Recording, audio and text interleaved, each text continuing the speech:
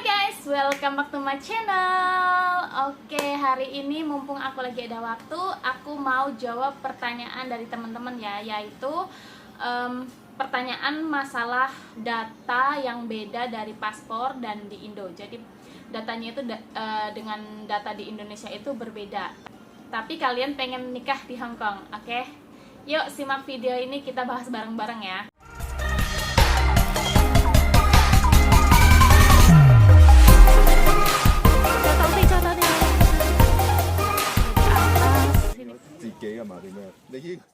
Oke, jadi langsung aja ke pertanyaannya. Jadi pertanyaannya, kakaknya ini mau nikah.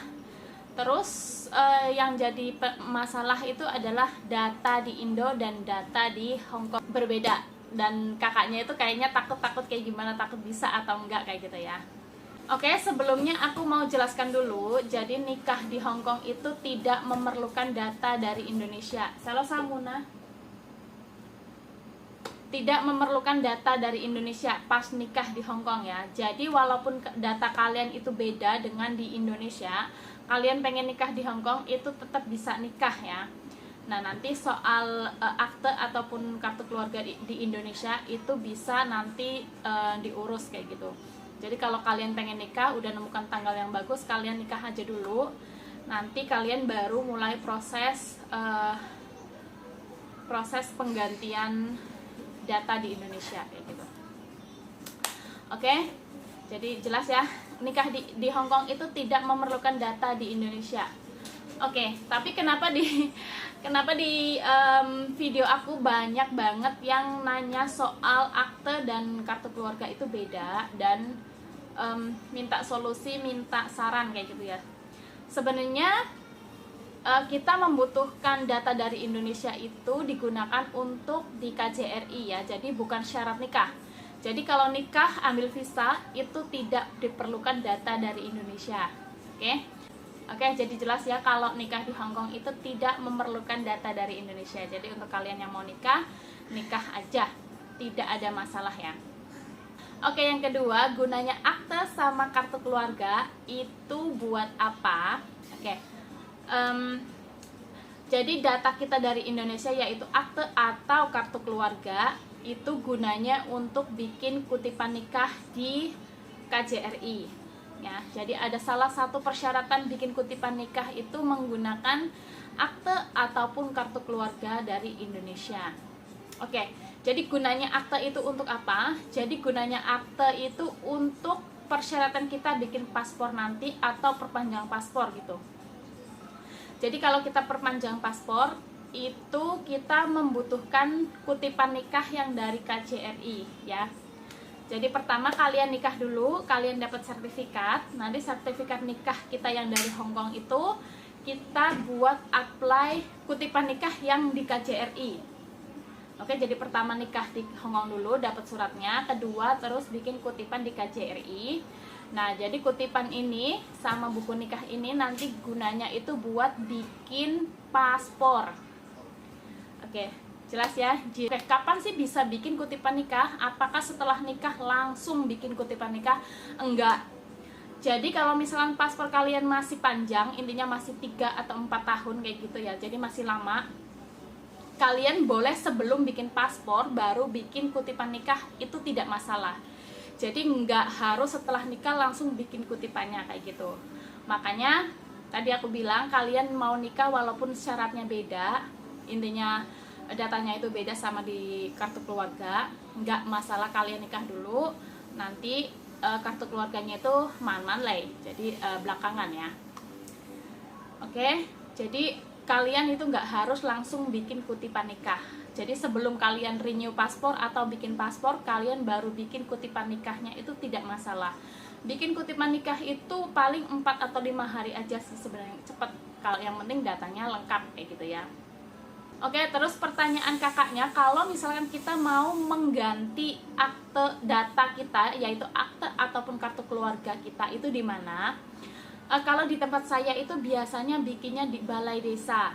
Jadi kalian boleh bikin akte atau kartu keluarga ya. Jadi kartu keluarganya mau disamakan dengan yang di paspor, itu sebenarnya bisa diubah ya. Karena sebenarnya ini nggak terlalu sulit kalau di Indonesia itu nggak sulit untuk mengubah data dua ini mudah sebenarnya ya. Jadi kalian boleh datang ke balai desa terdekat tempat kalian. Lah bilang aja kalian mau ubah kartu keluarga disamakan dengan data di paspor kayak gitu. Cuman syaratnya aku kurang tahu, tapi saya sudah tanya, itu katanya bisa dibuat di sana kayak gitu. Oke. Jadi udah jelas untuk mengubah data dua ini bisa dilakukan di balai desa ya. Nah, terus yang mau saya tanyakan sama kalian itu adalah KTP teman-teman. Masalah KTP ini menurut aku sangat penting ya. Jadi KTP kalian udah ngikut KTP elektrik atau masih KTP yang lama, yang manual yang dulu itu. Kalau KTP kalian belum elektrik ya, kalau KTP kalian belum elektrik, kalian itu ubah datanya itu lebih mudah. Tapi kalau kalian datanya beda dengan KTP yang sudah elektrik, itu menurut saya sangat sulit ya.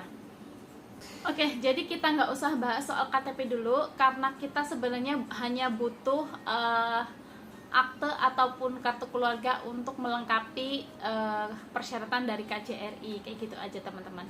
Jadi biar kalian nggak takut, nggak pusing kayak gitu ya. Jadi ubah aja, datang aja langsung ke balai desa terdekat kalian kayak gitu ya. Oke, jadi itu hanya tambahan, ini tidak untuk ininya tidak perlu ditakutkan gitu. Jadi ini kayak masukan aja sih sebenarnya. Oke, jadi aku mau bahas soal KTP sama kartu keluarga. Oke, jadi tadi kan yang kita bahas adalah akte sama kartu keluarga kan, yang beda data, dan kalian udah menggunakan akte lahirnya. Akte lahirnya udah disamakan dengan paspor kayak gitu. Jadi akte lahirnya udah nggak ngikut ya. Nah, ini yang saya mau bahas adalah kartu keluarga dan KTP. Oke, pertama karena data kalian sudah dua data ya, jadi data paspor dan data KTP. Kalau misalkan KTP kalian udah elektrik, itu agak sulit untuk mengubah semua data kayak gitu. Jadi yang penting urusin dulu urusan kalian di Hong Kong. Kalian hanya mengubah akte lahir untuk melengkapi persyaratan dari KJRI. Oke, jadi ininya jangan diotak-atik dulu kartu keluarganya, karena kalau kartu keluarga itu di Indonesia itu sangat penting ya. Kalau akte lahir kan tidak terlalu dipentingkan di Indonesia, makanya saya suruh kalian pakai akte lahir dulu kayak gitu. Oke, jadi akte lahirnya udah dilempar ke KJRI ya, udah finish, udah selesai persyaratan untuk memenuhi persyaratan di menikah di Hong Kong dan persyaratan di KJRI itu udah lengkap ya. Jadi kita pakai akte lahir. Oke, jadi yang saya mau bahas di sini, saya tambahkan di sini adalah kartu keluarga dan KTP. Contoh misalkan kalau KTP kalian belum biometrik, belum elektrik punya, kalian sih tenang-tenang aja gitu ya, nggak masalah kayak gitu. Intinya gampang banget untuk mengubah datanya.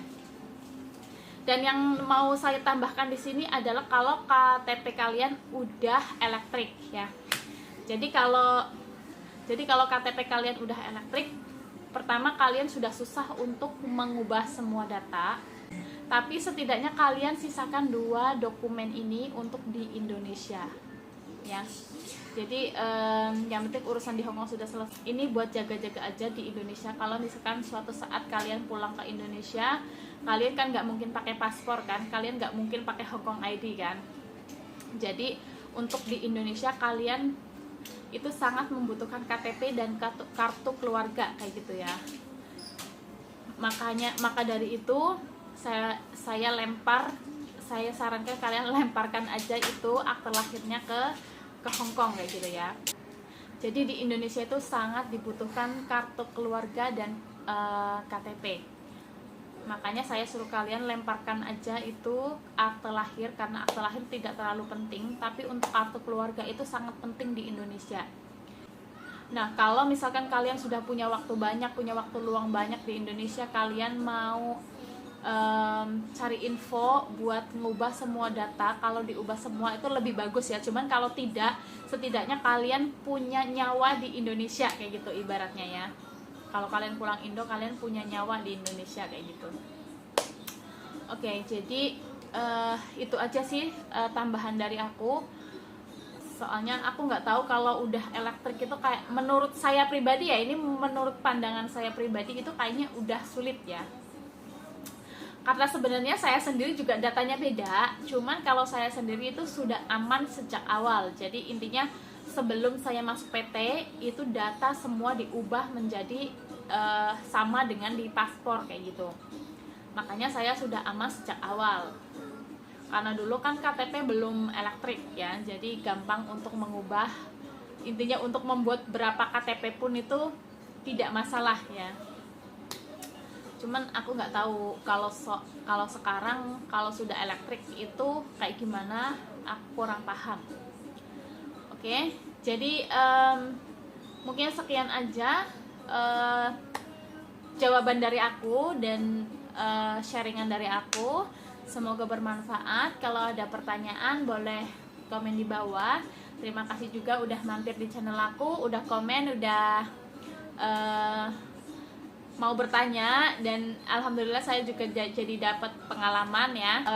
Tadi saya sempat tanya adik aku kan kenal orang di balai desa gitu. Jadi kalau dia ngurus soalnya dia kalau di Indonesia tuh ngurus segala sesuatunya aku suruh dia kayak gitu, kayak bikin paspor, bikin surat tanah dan lain-lain. Nah itu aku suruh dia ngurus kayak gitu. Jadi dia punya kenalan di dalam balai desa. Makanya tadi aku tanya sama dia masalah ini, dan kira-kira kita simpulkan itu seperti itu teman-teman. Oke, jadi semoga yang punya masalah ini gak usah takut, karena sebenarnya data dari Indonesia itu bisa diubah. Kalian tahu sendiri di Indonesia itu yang penting ini semua berjalan ya. Tapi kalau untuk data untuk untuk akte dan kartu keluarga itu gampang banget ngurusnya. Cuma kalau mau disamaratakan itu agak sulit, apalagi kalau KTP kalian udah elektrik kayak gitu teman-teman. Oke, mungkin sekian penjelasan dari aku. Thanks for watching dan terima kasih untuk pertanyaannya. See you on next video. Semoga membantu.